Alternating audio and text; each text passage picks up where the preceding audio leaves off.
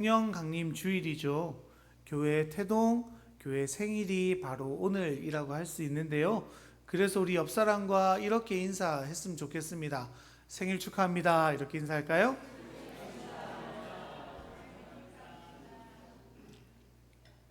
네, 그렇죠.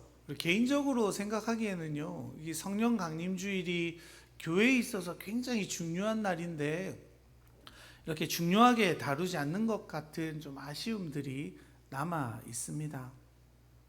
우리가 생일을 맞이하고 또 이렇게 학교가 개업일이 되거나 또 직장이 이렇게 시작되어지는 날들을 우리 막 축하도 받기도 하고 개교기념일, 창립기념일 이렇게 지정해서 쉬고 하는 일들이 일어나잖아요. 그만큼요, 시작이라는 건 굉장히 의미 있고 중요한 날이라고 볼 수 있습니다. 그런 의미에서 교회 생일, 교회 탄생인 바로 오늘 성령 강림 주일은요, 몹시 우리 그리스도인들에게서 중요한 날이라고 볼 수 있죠. 그 일이 언제 일어나게 되어집니까? 우리 1절의 말씀 같이 한번 읽어볼까요? 오순절 날이 이미 이르매 그들이 다 같이 한 곳에 모였더니, 오순절날 성령님께서 우리 위에 강력하게 임하시는 날로 교회가 공식적으로 세상 가운데 선언되어지게 되어집니다. 그런데 오늘 본문에서는요, 그 날을 특정해서 오순절날 그 일이 일어났다라고 우리가 이야기하죠. 여러분, 오순절이 어떤 날입니까? 이스라엘의 농경 축제일이 바로 오순절이죠. 그러니까 이날은 농부들이 작물의 첫 단을 가져다가 밀을 수확한 그 감사 제물을 하나님께 올려드리고, 이제 남은 추수들도 있지 않습니까? 보리도 거둬야 되고 벼도 거둬야 됩니다. 그런 날들도 하나님께서 복 주시기를 기대하며 드려지는 날이 바로 이 오순절이죠.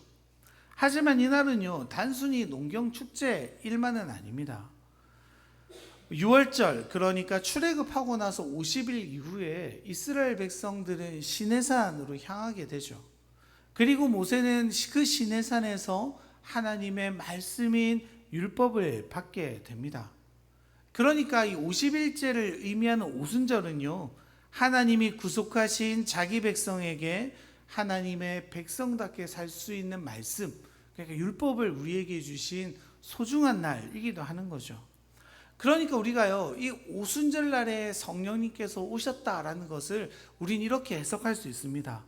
영혼의 거대한 추수를 위해 말씀을 깨닫고 생각나게 하실 그 성령님께서 오심으로 교회가 탄생하고 또 선언되어지게 되는 날이 바로 오늘인 거죠.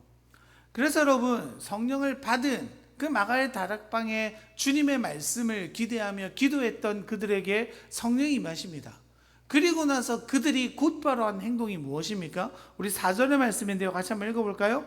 그들이 다 성령의 충만함을 받고 성령의 말하게 하심을 따라 다른 언어들로 말하기를 시작하니라. 바로 방언으로 말하게 하심이죠. 그 지역의 수많은 사람들이 방언으로 제자들이 하는 말을 듣게 되는 이상한 일들이 벌어지게 됩니다. 그런데 여러분, 생각해 보세요. 우리 교회당 같은 여기에서 갑자기 우리가 막 방언으로 말한다고 해서 밖에 있는 사람들이 들을 수 있습니까? 들을 수 없죠. 그 세계 각국에서 온 사람들이 그 제자들의 말을 들었다는 건 뭡니까? 그들이 성령을 처음 받았을 때 첫 번째 한 행동은 뭐예요? 뛰쳐나가 하나님의 복음을 전하기 시작했다는 거죠. 그래서 여러분, 11절에 보면 이렇게 말합니다. 우리 11절도 읽어볼게요. 그레데인과 아라비아인들이라 우리가 다 우리의 언어로 하나님의 큰 일을 말함을 듣는도다 하고. 여러분, 그 제자들의 입술에서 터져나온 소리가 어떤 소리입니까? 하나님의 큰 일이라는 겁니다. 여러분, 하나님의 큰 일이 뭡니까? 바로 예수 그리스도의 십자가와 부활이죠. 바로 복음을 그들이 자기 나라 언어로 듣게 되는 겁니다.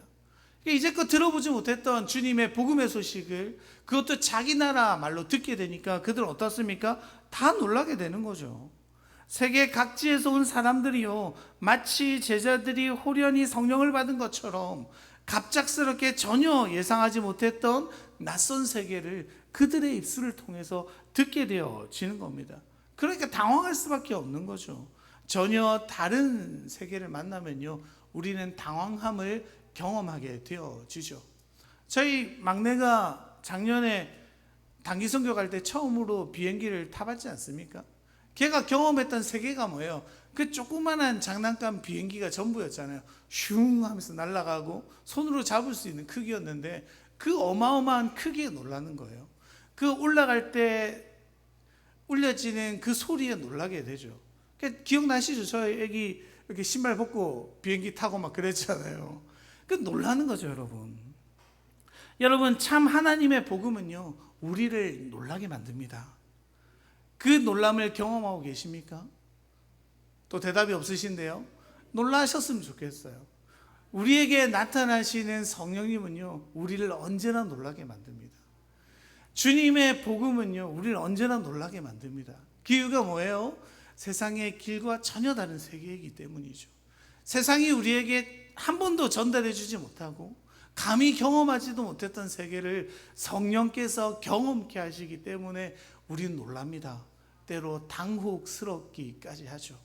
하지만 그 세계에 발을 들이게 되면요, 우린 그 낯선 세계에 익숙해지고 그 낯선 세계가 주는 그 놀라움에, 그 기쁨과 환희에 날마다 머무를 수 있게 되어지는 거죠. 그런 의미에서 날마다요, 우리의 성령의 놀라게 하심을 매일마다 경험하시는 우리 성도님들 되시기를 간절히 축원합니다. 그러니까요, 사실 방언 이전에 뭐가 먼저 있었던 거예요? 제자들의 뛰쳐나감이 있었던 거죠. 예수 그리스도의 복음을 전함이 먼저 있었던 겁니다. 성령님께서 하시는 사역이 뭐예요? 바로 예수님을 증언하시는 사역이죠. 요한복음 15장 26절에 보면요, 이렇게 기록되어져 있습니다. 내가 아버지께로부터 너희에게 보낼 보혜사 곧 아버지께로부터 나오시는 진리의 성령이 오실 때에 그가 나를 증언하실 것이요. 그러니까 여러분, 성령 충만하면요, 제일 먼저 뭐가 하고 싶어지는 거예요? 복음을 전하고 싶어지는 거예요. 어떤 학자는 이렇게 말합니다. 선교란, 전도란 예수님을 기뻐하는 것이 터져 나올 때 자연스럽게 나타나는 행동이다 라고 말하는데요, 정말로 이 말이 맞는 것 같아요. 여러분 정말 그렇잖아요. 여러분 어떤 데 요즘 관심 있으십니까? 내가 좋아하는 취미생활일 수 있고요, 내가 너무 좋아하는 어떤 연예인일 수도 있죠. 만날 때마다 그런 이야기들을 하고 싶어서 막 안달이 나잖아요. 특히 우리 손주분들이 있으신 분들은 보면 어때요? 누가 손주 이야기만 하면 기회가 찾아오는데 핸드폰을 꺼내서 우리 손주 너무 예쁘지? 맨날 이렇게 하는 게 우리 성도님들 종종 있지 않습니까? 왜 그래요, 여러분? 막 좋아 죽겠잖아요. 막 남들은 관심 있든 없든 내가 좋으니까 계속해서 내가 좋아하는 대상에 대해서 말하고 싶어지죠.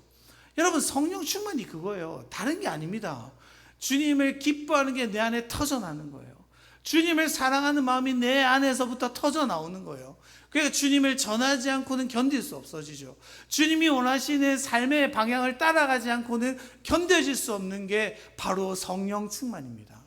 그러니까 지금 마가의 다락방에서 함께 기도했던 120명의 그 사람들은요, 성령 충만함으로 주님이 기뻐 어쩔 수 없는 상황 가운데 나타나게 되어지는 거죠. 여러분, 그 사랑이 흘러넘치니까 어떻게 되는 거예요? 뛰쳐나가죠. 그 뛰쳐나감이 더해지니까 일본으로 나가고 인도로 나가고 하나님의 복음을 가지고 열방으로 나가는 선교사님들도 있게 되어지는 거죠. 여러분, 그렇게 제자들이 뛰쳐나가 복음을 전하게 되는데 그때 나타난 놀라운 은사가 뭡니까? 바로 방언이죠. 우리 8절의 말씀 읽어볼까요? 우리 각 사람이 난 곳 방언으로 듣게 되는 것이 어찌 됨이냐. 그들은 또 놀랍니다. 그 복음에도 놀라고요, 그들에게 나타나는 은사에도 놀랍니다. 우리 9절 10절에 보면 거기에 나타나 있는 각 나라들의 목록이 나오잖아요. 15개 정도 나라의 방언들로 하나님의 복음이 전해지게 되어지죠. 여러분, 그러면 이렇게 질문하고 싶지 않으십니까? 왜 하필 방언일까? 이런 의문 가져보셨습니까? 다른 은사가 나타날 수 있잖아요. 생각해 보세요. 120명이 다 병을 고쳐요. 120명이 하나님의 막 기적을 보여요.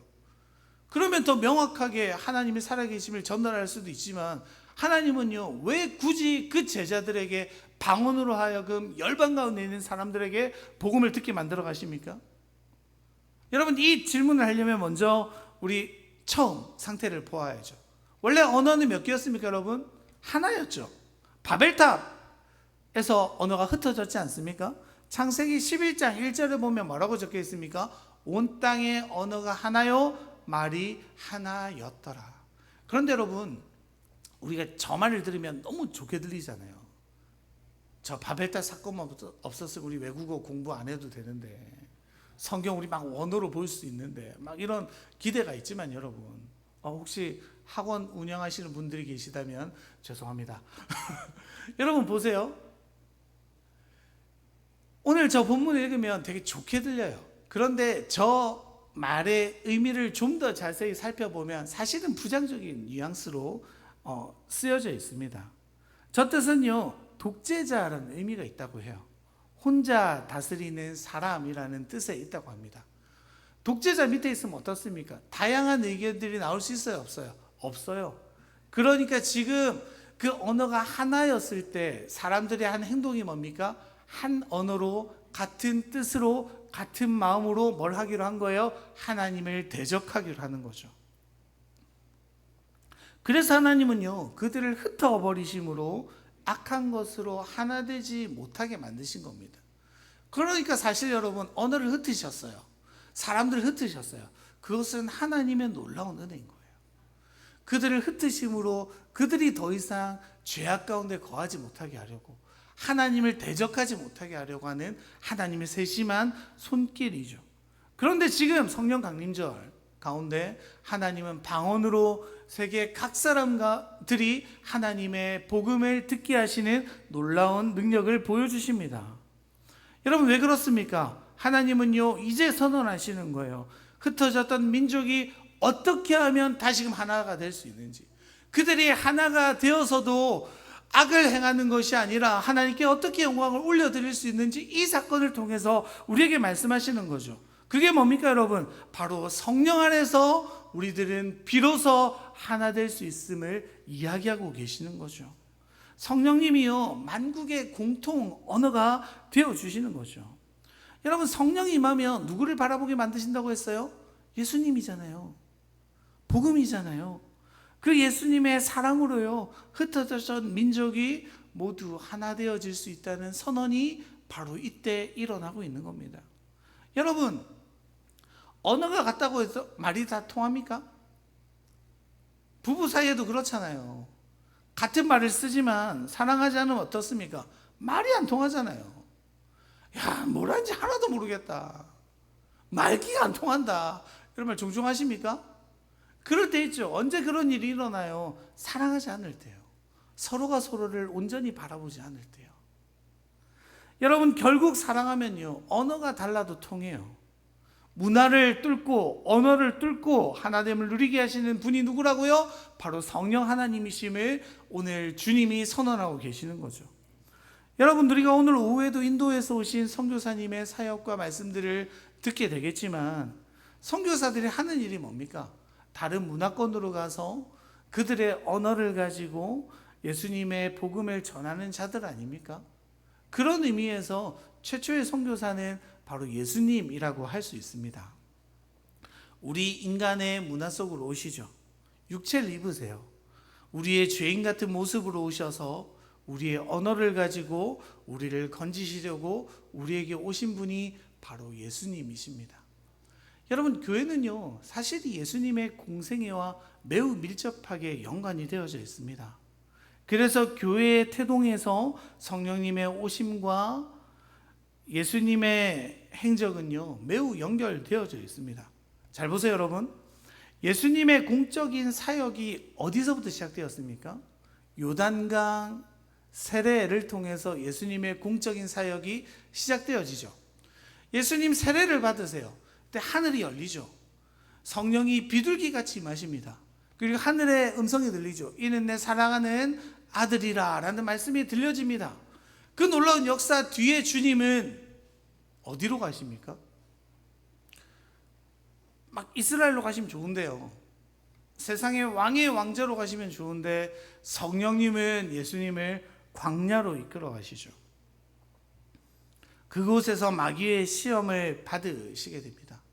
물론 주님은 말씀으로요, 이 시험들을 다 이겨내시죠. 그렇게 광야의 시험을 다 마치시고 나서 이제 주님 어디로 가시냐면 회당으로 가세요. 그리고 그곳에서 주님이 오신 목적을 세상 사람들에게 선언하심으로 예수님의 구체적인 공적 예배가 시작되어집니다. 누가복음 4장에 나타나 있는데 좀 길지만 같이 읽을게요. 4장 16절에서 19절입니다. 예수께서 그 자라나신 곳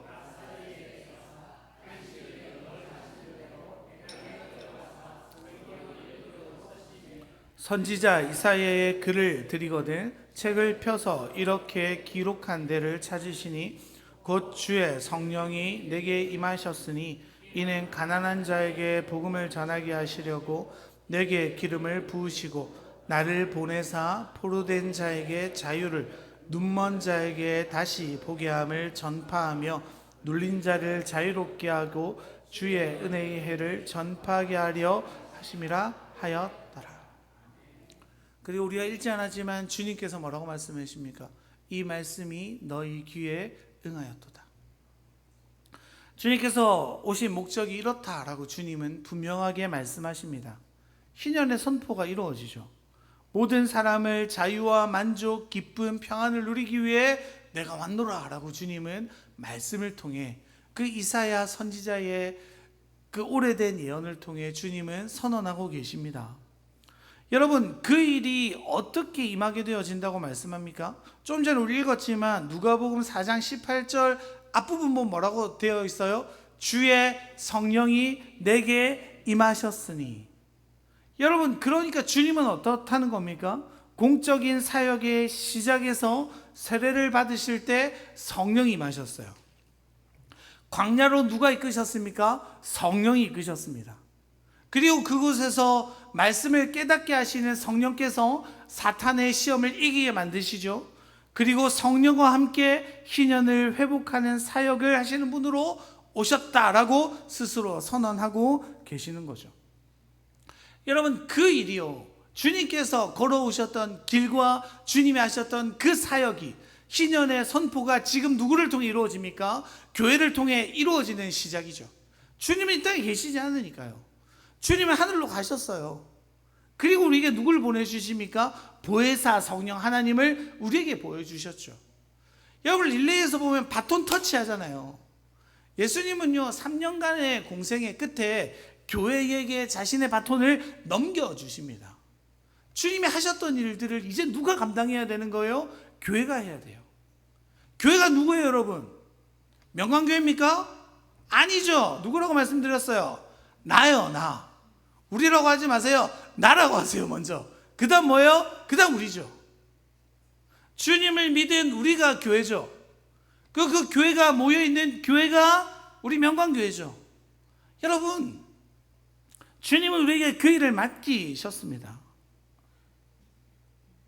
왜 그 일이 가능해요? 우리에게도 주님의 영이 임했기 때문이죠. 주님의 영이 임했기 때문에 그 일들을 우리도 능히 감당할 수 있는 존재로 살아갈 수 있게 되죠. 예수님 안에서 이루어진 그 모든 사역들이 이제는 교회를 통해 온 땅으로 펼쳐지는 역사가 시작되어지는 날이 바로 오늘인 거죠. 그래서 예수님께서는요, 이렇게 말씀하십니다. 요한은 물로 세례를 베풀었으나 너희는 몇 날이 못되러 성령으로 세례를 받으리라 하셨느니라. 그 주님의 말씀대로요, 오순절 성령 세례로 교회가 탄생하게 되어지죠.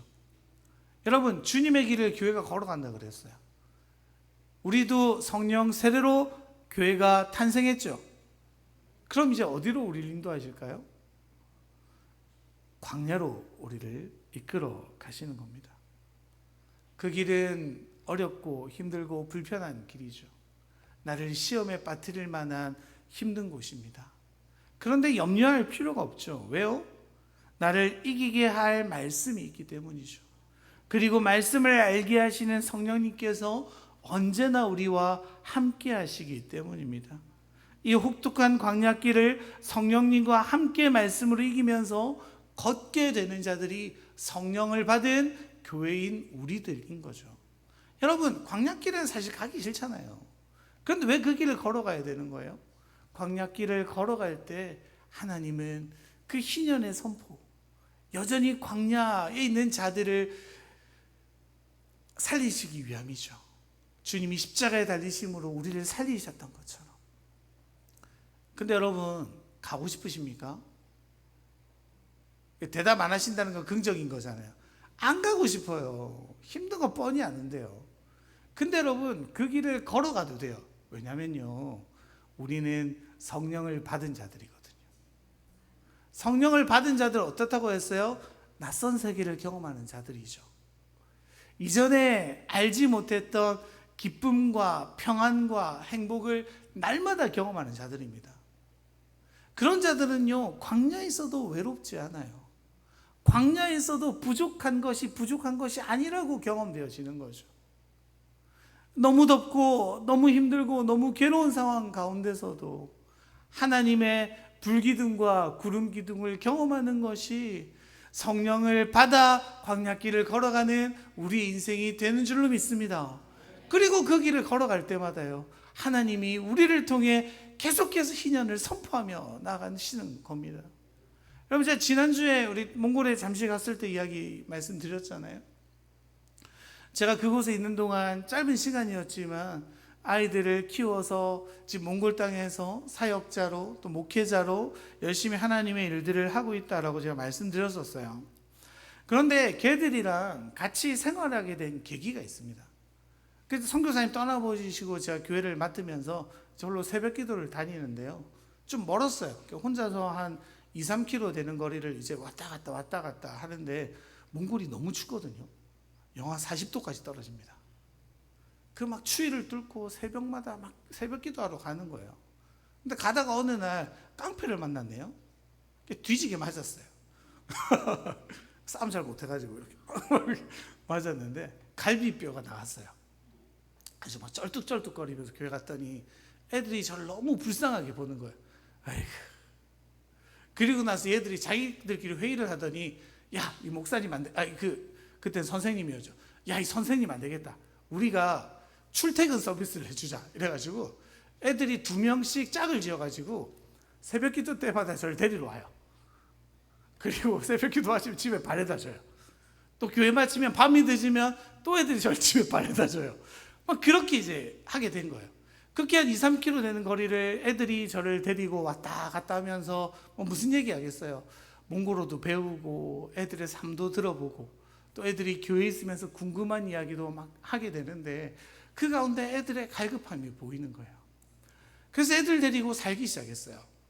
함께 살면서 말씀을 가르치고 그 아이들이 주님을 영접하게 되고 지금은 교회의 훌륭한 리더로 자라나 있습니다. 지금도 이제 막 일이 있으면 계속 연락이 와요. 목사님, 오늘은 어느 지역에 가서 복음을 전했어요. 가다가 오토바이가 고장났어요. 핸드폰을 잃어버렸어요. 뒤에 얘기는 왜 하는지 의도가 보이는데 아무튼 그런 연락들이 종종 옵니다. 여러분, 그 광야길 같은 걸음이죠. 사실 여러분, 그 뒤에 무섭잖아요. 그렇게 오고 가는 걸음이 무서울 수 있지만 그 길을 뚫어갈 때요, 하나님의 놀라운 역사들이 그딴 건데 일어나는 것들을 우리가 보게 되어지는 겁니다. 여러분, 우리도 그렇죠. 광야와 같은 시간들과 상황들을 우리는 만나게 됩니다. 그리고 광야길에서 나뿐만이 아니라 수많은 광야를 걸어가고 있는 사람들도 만나게 되어지죠. 의심으로, 불안으로, 두려움으로 어찌할 바를 몰라 갈 길을 잃어버려 헤매이고 있는, 목이 말라 그 갈급함을 해결하려고 하지만 그 목마름을 도저히 해결할 수 없어 그 주저앉아 있는, 죽어가는 영혼들이 얼마나 많이 있습니까? 누군가를 의지하고 싶지만 정작 뭘 의지해야 될지, 무엇을 믿어야 할지 몰라서 우왕좌왕하다가 결국 나를 믿고 다른 것들, 흔들리는 것들을 믿어 결국 믿음이 산산조각 나버리는 사람들도 얼마나 많이 있습니까? 그런데 여러분, 조금만 생각해 보시면요, 우리가 그런 사람들이었죠. 우리가 광야에 있었던 사람들 아닙니까? 우리가 그런 불안 가운데 있었던 사람들 아닙니까? 성령을 받기 전에 우리요, 주님을 알기 전에 우리는 딱 그런 사람들이었죠. 그렇게 그들과 같았던 우리 마음을 치유한 것이 누굽니까? 주님의 성령이죠. 주님의 성령으로 우리는 평안을 누리죠. 그 광야길이지만, 상황은 바뀌지 않지만 우리 인생을 밝히 이끌어갈 주님의 말씀이 있습니다. 우리가 외쳐 부를 때 언제나 우리를 응답하실 하나님이 우리와 함께 하심 속에 우리는 평안함으로 거할 수 있게 되어지죠. 그리고 주님은요, 그 주님의 영을 받은 자들을 통해 주님께서 하셨던 그 사역들을 이 땅에서도 이루어지기를 간절히 원하고 계십니다. 주님은요, 광야에서도 승리하셨죠. 온 세상에 희년을 선언하셨고 그 일을 십자가에서 이루시고 이제 우리에게 그 바톤을 넘겨주십니다. 여러분, 이제 우리가 할 일은요, 이미 이루어진 그 희년의 나라, 하나님의 나라를 전달하는 전달자로 살아가는 겁니다. 그러려면 뭐가 먼저 필요할까요? 내가 먼저 누려야 돼요. 내가 성령 충만해야 돼요. 내가 누리지 않고는요, 다른 이들을 살릴 수 없습니다. 여러분은 성령 하나님의 인도하심을 매일 경험하십니까? 그 주님의 십자가 사랑 없이는 도무지 내가 살아날 수 없는 존재였다는 그 절절한 주님의 사랑을 경험하십니까? 그 사랑이 우리를 살리셨죠. 그 성령이 우리를 날마다 세상이 경험하지 못하게 하는 평안으로, 희년으로 우리를 인도하셨죠. 주님은 이미 받은 그 행복을요, 평안을요, 그 감격을요, 이제 우리가 전달하는 전달자가 되기를 원하십니다. 성령님의 인도하심을 따라 참으로 주님의 길을 따라가는 우리가 되기를 바랍니다. 주님의 나라를 날마다 누리는 우리가 되기를 바랍니다. 그리고 그 내가 누린 하나님 나라를 우리 이웃과 세상 가운데 전달하는 우리가 되기를 간절히 축원합니다. 우리 그렇게 다짐하며 기대하며